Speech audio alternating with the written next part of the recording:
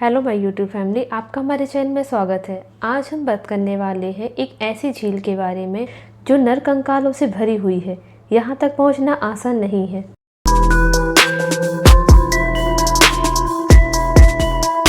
यह एक glacier lake है जो बर्फ से घिरी रहती है और यह ट्रेकर और रहस्य प्रेमियों के लिए एक पॉपुलर डेस्टिनेशन है। सिर्फ अपनी खूबसूरती की नहीं बल्कि एक ऐसी रहस्यमय राज्यों के लिए जानी जाती है जिसे स्केलेटन लेक या हड्डियों की लेक भी कहा जाता है।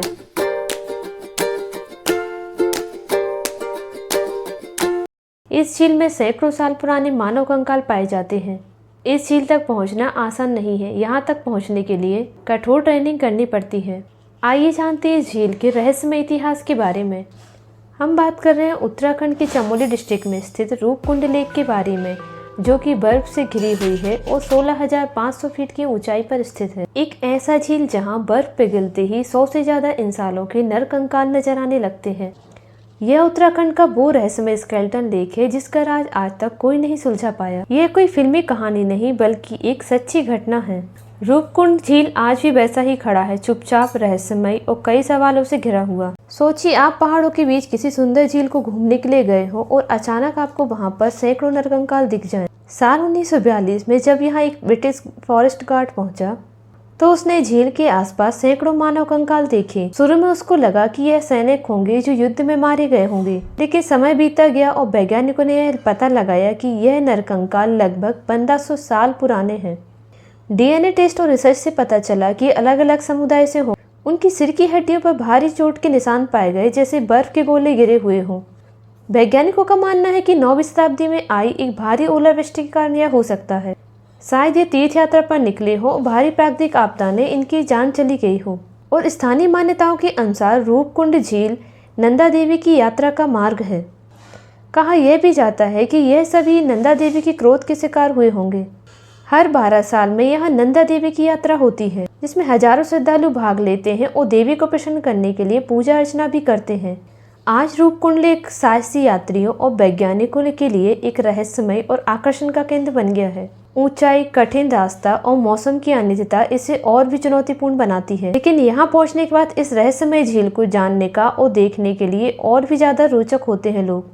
रूपकुंड लेक आज भी उन रहस्यों को पूरी तरह से उजागर नहीं कर पाया। क्या यह एक प्राकृतिक त्रासदी है या इसके पीछे कोई और परिणाम? इसकी अज्ञात कहानी आज भी हिमालय के उन पर्वतीय हिमालयों में घूमती है और शायद आने वाले समय में ही इसका जवाब मिल पाएगा।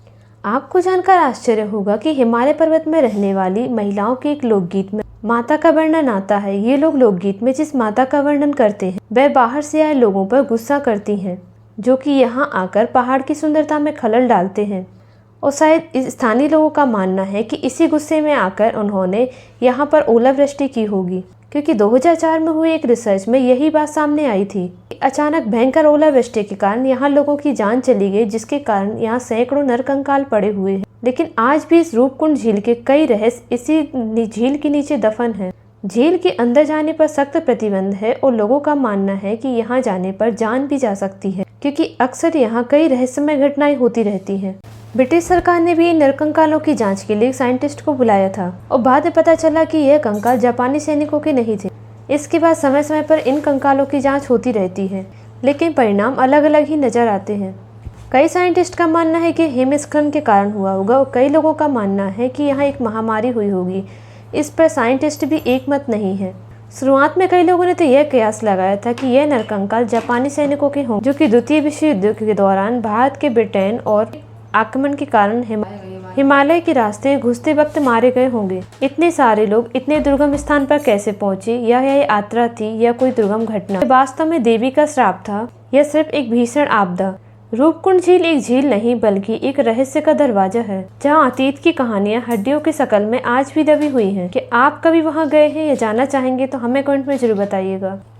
अगर आपको हमारे आज का वीडियो पसंद आया हो तो लाइक और शेयर कर, चैनल पर नए हैं तो चैनल को सब्सक्राइब करना ना भूलेगा।